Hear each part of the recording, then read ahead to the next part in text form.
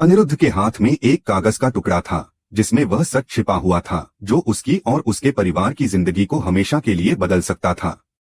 वह फाइल धीरे धीरे ऋषि के सामने खिसकाता है, उसका हाथ कांप रहा था।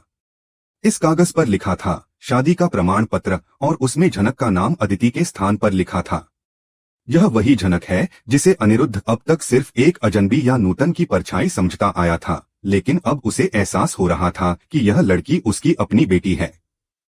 अनिरुद्ध की आंखों के सामने अतीत और वर्तमान एक साथ घूमने लगे थे। उसे याद आया कि किस तरह उसने समाज के दबाव में आकर नूतन का साथ छोड़ा था और अब वही गलती फिर से दोहराई जा रही थी। फर्क सिर्फ इतना था कि अब फैसला अनिरुद्ध के हाथ में था। वह सोच रहा था कि यदि वह चुप रहता है तो अदिति का घर बच जाएगा, समाज में इज्जत बनी रहेगी, लेकिन क्या वह झनक की आंखों में देख पाएगा जिसका सब कुछ छीन लिया गया था। वह यह महसूस करने लगा कि झनक की आंखों में उसे नूतन का वही दर्द और स्वाभिमान दिख रहा था जो उसने कभी महसूस किया था। ऋषि, जो कि एक निडर पुलिस अधिकारी था और अनिरुद्ध का दामाद भी, घर में घुसते ही समझ गया कि कुछ गड़बड़ है। अनिरुद्ध की खामोशी से यह साफ था कि वह सच जान चुका है। अनिरुद्ध ने चुपचाप फाइल को ऋषि के सामने रखा और एक सवाल किया, क्यों तुमने झनक की जिंदगी को बर्बाद किया और अदिति को धोखे में रखा? ऋषि ने गहरी सांस ली और धीरे धीरे कहा, यह रिश्ता किसी मजबूरी में हुआ था। झनक ने खुद हमें दूर किया या शायद हालात ने हमें ऐसा करने पर मजबूर किया, लेकिन दिल से मेरा प्यार सिर्फ झनक के लिए है। ऋषि का यह सच सुनकर अनिरुद्ध के दिल में एक कंकर सा गिरा।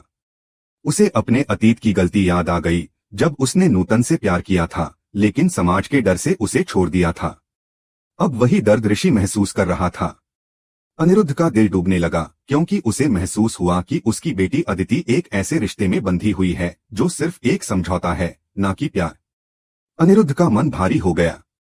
उसे अब समझ में आ रहा था कि ऋषि के और झनक के बीच के छोटे छोटे इशारे जो कभी उसने नजरअंदाज किए थे, असल में प्यार के इशारे थे। झनक के चोट लगने पर ऋषि का बेचैन हो जाना या ऋषि की जान खतरे में होने पर झनक का बेसुध हो जाना, ये सिर्फ इंसानियत नहीं बल्कि एक पति पत्नी का अटूट रिश्ता था। अब अनिरुद्ध को यह समझ में आ गया कि उसे अपनी बेटी झनक का हक दिलवाना है, चाहे वह अपनी दूसरी बेटी अदिति को दुख क्यों न दे। वह ठान लेता है कि वह अब झनक के लिए उसका खोया हुआ सम्मान और प्यार वापस लाएगा, लेकिन इसके लिए उसे एक बड़ा कदम उठाना होगा। वह जानता था कि अगर वह अदिति से उसका सुहाग छीनता है तो यह उसके लिए कितना दर्दनाक होगा, लेकिन अगर वह चुप रहता है तो झनक के साथ अन्याय होता रहेगा। घर में माहौल अब और भी तनावपूर्ण हो गया था। अदिति अपने पति ऋषि के लिए करवा चौथ की तैयारी कर रही थी, अपनी खुशी में खोई हुई थी। वह नहीं जानती थी कि जिस पति को वह अपना सब कुछ मानती है, वह असल में उसकी बड़ी बहन झनक को चाहता है। वह घर में शांति की उम्मीद करती थी, लेकिन सच यह था कि उसके परिवार की नींव हिलने वाली थी। अनिरुद्ध का दिल भर आया जब उसने देखा कि अदिति के चेहरे पर वही मासूम खुशी थी जो किसी पिता के लिए सबसे कठिन होती है, अपने बच्चे को झूठी खुशी देना। उसे अपने अंदर गहरी वेदना महसूस हो रही थी, लेकिन वह जानता था कि यह समय चुप रहने का नहीं है। उसे अपनी बेटी झनक को उसका हक दिलवाना था। अर्शी, जो अब तक अदिति और ऋषि के रिश्ते में खुश थी, अनिरुद्ध के बदलते हुए व्यवहार को महसूस कर रही थी। वह समझ नहीं पा रही थी कि अचानक अनिरुद्ध क्यों इतना गंभीर हो गया था। क्या वह सच सामने लाने वाला था? और अगर ऐसा हुआ तो इसका क्या असर होगा? अर्शी को डर था कि अनिरुद्ध अगर सच बोलेगा तो सब कुछ बिखर जाएगा। अनिरुद्ध ने सभी को एकत्र किया और वह ऋषि को भी बुला लिया। जैसे ही वह हॉल में घुसा, उसकी खामोशी ने सबका ध्यान खींच लिया। अदिति, जो अपने पति के पास जाना चाहती थी, ने देखा कि ऋषि ने उसका हाथ धीरे से खींच लिया। यह छोटा सा इशारा अदिति को बहुत खटका और झनक को भी। झनक को ये एहसास हो गया कि कुछ बड़ा होने वाला था। अनिरुद्ध ने अपनी आवाज में एक भारीपन के साथ कहा, बोस हाउस में एक सच बोला जाएगा जो बहुत पहले बोला जाना चाहिए था। इस एक वाक्य ने पूरे घर में सन्नाटा पसार दिया। सभी की सांसें थम गईं। अनिरुद्ध की आंखों में एक दृढ़ निश्चय था। उसने जान लिया था कि वह ऋषि और अदिति के रिश्ते को तोड़ने जा रहा था, लेकिन वह यह भी जानता था कि वह अपनी बेटी झनक को उसकी खोई हुई पहचान और सम्मान दिलवा सकता था। वह जानता था कि यह फैसला कितना कठिन होगा, लेकिन यह वही निर्णय था जो उसे अपने जीवन में पहले लेना चाहिए था। इतना कहकर वह ऋषि से एक सवाल करता है जो सीधे उसकी आत्मा को छू जाता है। अगर मैं तुम्हें अदिति और झनक में से किसी एक को चुनने को कहूं तो तुम क्या चुनोगे? ऋषि की खामोशी और उसकी झुकी हुई पलकें इस सवाल का जवाब दे देती हैं। उसका दिल अब झनक के लिए धड़क रहा था। अनिरुद्ध का निर्णय अब साफ था। उसे अपनी बेटी झनक का हक दिलवाना था, चाहे इसके लिए उसे अदिति से उसका सुहाग छीनना पड़े। वह ऋषि को छोड़कर कमरे से बाहर निकलता है और घर के माहौल में एक नई सख्ती छा जाती है। अर्शी की धड़कनें तेज हो जाती हैं। वह अनिरुद्ध की आंखों में वह पुराना विद्रोह देख रही है जो सालों पहले नूतन के लिए था।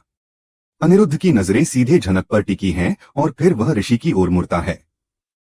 अब वह राज खोलने जा रहा है जो रिश्तों की परिभाषा बदलने वाला है।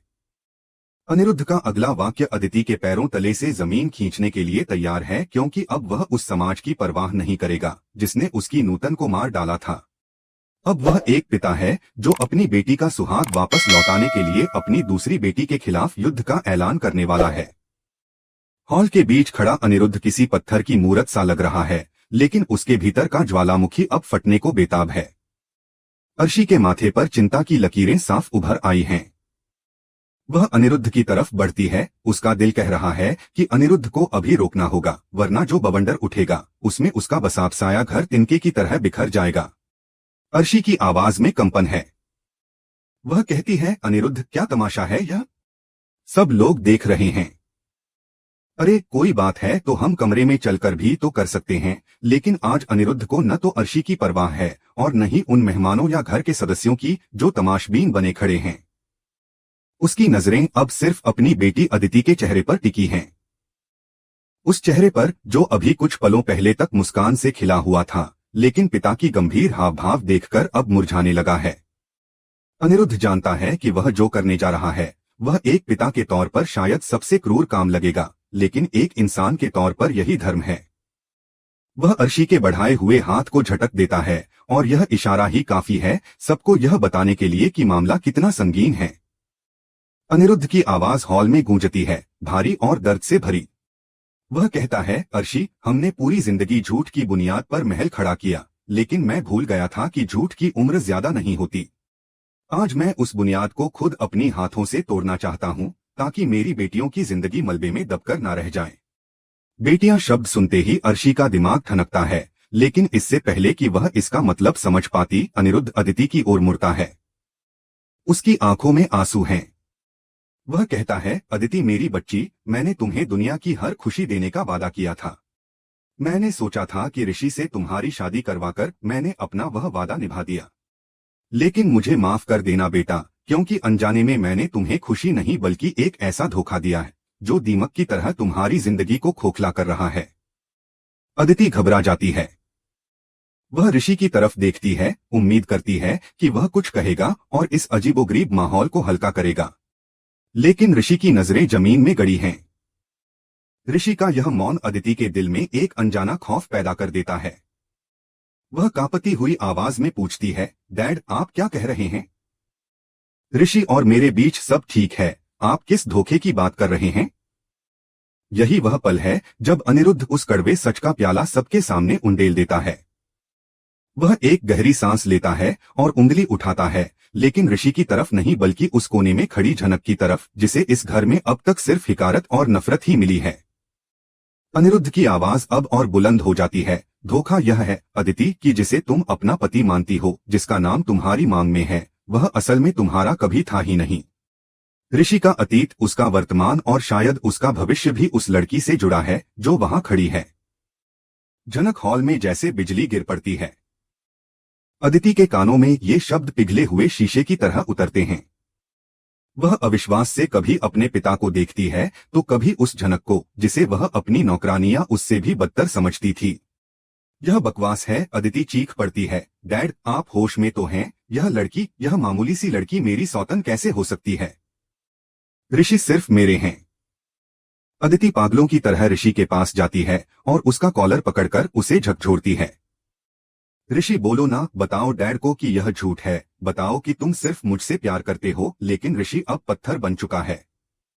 अनिरुद्ध के सामने और सबसे बढ़कर उस सच के सामने जो अब बाहर आ चुका है, वह अब और झूठ नहीं बोल सकता। ऋषि धीरे से अदिति के हाथों को अपने कॉलर से हटाता है। उसकी आंखों में नमी है, लेकिन होठों पर एक कड़वा सच। वह दबी हुई आवाज में कहता है, अदिति अंकल सच कह रहे हैं। जनक सिर्फ मेरा अतीत नहीं है, मेरी शादी तुमसे होने से पहले मैं जनक से जुड़ा था। हमारा रिश्ता वो नहीं है जो दुनिया को दिखता है। यह शब्द अदिति की दुनिया उजाड़ने के लिए काफी हैं।